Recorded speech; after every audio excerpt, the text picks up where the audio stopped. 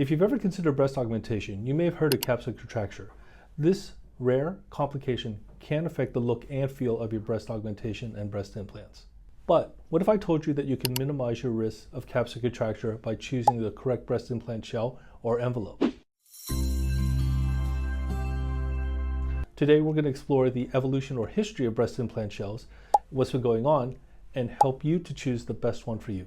This is Dr. Roy Kim. Thanks so much for joining me on my channel. Capsular contracture is a fancy medical term for scar tissue that forms around a breast implant shell. This almost always occurs, however, usually it's quite thin, pretty much you can't see it or feel it. It's when it becomes a little thick that it becomes an issue or a problem. In more advanced cases, it can actually lead to distortion of the shape of your breasts, pain, and even hardness. The classic way to classify capsular contracture is called Baker grade. So it's Baker grade 1, 2, 3, and 4. With 1 being you can't tell it's there, it feels very natural, and Baker grade 4 as relatively hard, distorted, causes pain even if you're not actually moving your breast or feeling your breast. In the 1960s and 70s, when breast implants were first created and started being used, they all had a smooth shell. The issue became that the body sometimes overreacted to the type of shell or envelope that these breast implants had, and they formed capsule around it. They formed a little scar tissue formation and made it a little hard, a little prominent. So they reformulated it so that the smooth shell was slightly different. So as you can see here, this is a classic smooth shell silicone breast implant. So the envelope is nice and smooth. I don't know if you can see that, but there it is. Now, initially they were round, which is what the shape is, and plastic surgeons wanted to offer patients a more natural shape. So they created anatomic shape implants, also known by consumers as teardrop shape implants, where it is thinner at the top and thicker at the bottom. What they noticed with the smooth shell implants is that they would occasionally rotate, which is not good. Obviously, you want the thin portion at the top and thick portion at the bottom. What if it rotated, the thick portion remained at the top, the thin portion remained at the bottom, and it stayed that way? So that's not a good look. That's when they invented textured shell breast implants. The advantage of textured shell implants is that the body could sort of latch on to the hills and valleys created by the shell of the implant. Here's an example of an old school textured shell implant. Looks a little different, and if you're here with me, you can sort of feel that, I wouldn't say it's rough or pebbly, but it definitely has more of a surface as opposed to the smooth ones. Now, if it's thinner at the top, thicker at the bottom, the body can actually create a thin layer of scar tissue around it so it won't rotate. In other words, it won't flip. The thicker part being at the top of your breast, the thinner part being at the bottom. That's not going to happen with these textured shell implants. So that was very cool. And this was created really in the 80s so that patients could be given a choice. Unfortunately, with the way that technology creates the textured shell implants, we've discovered over the past 10 years or so that there's an increased risk of a rare type of lymphoma.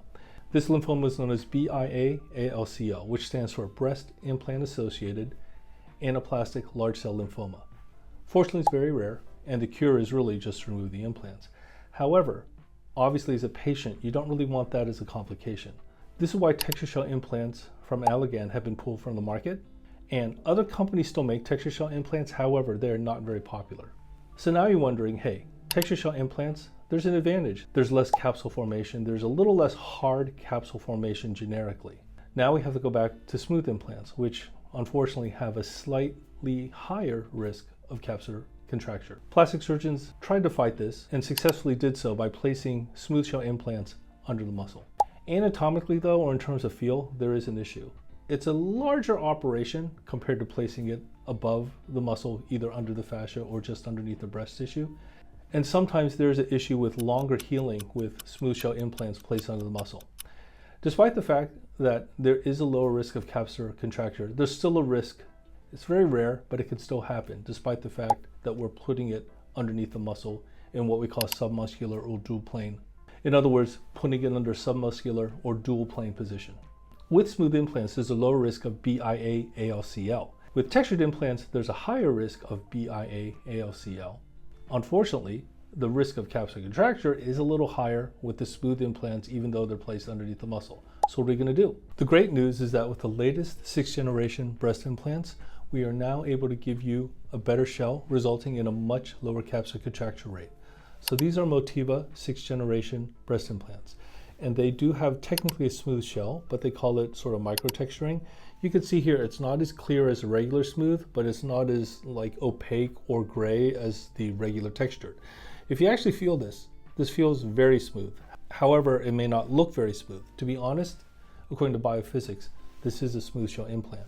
What's interesting is that these implants have a very low risk of capsular contracture, extremely low, much lower than other manufacturers. So I'm glad that they were FDA approved for the US market in September of 24. And also, they have been out in the US, South America, Asia, pretty much all over the world for many years. These newer 6th generation smooth shell implants also offer plastic surgeons and patients the ability to place them under the muscle, above the muscle, under the fascia, and some plastic surgeons are now starting to place them above the muscle completely underneath the breast tissue, known as the subglandular position.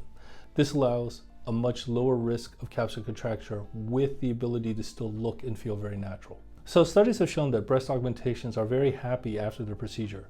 There are some variables, including who exactly is the best candidate, what type of implant you choose, getting along or communicating well with your plastic surgeon, as well as your own individual anatomy.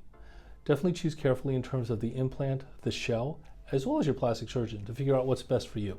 I hope this short history lesson of breast implant shells or envelopes helps you realize that, hey, this nerdy technical stuff is important for your long-term overall best aesthetic result. You may like this other video on breast implants or breast augmentation as well. If you have any questions or comments, please fire below. If you have a different topic that you want me to discuss, please let me know. And as always, thanks so much for watching.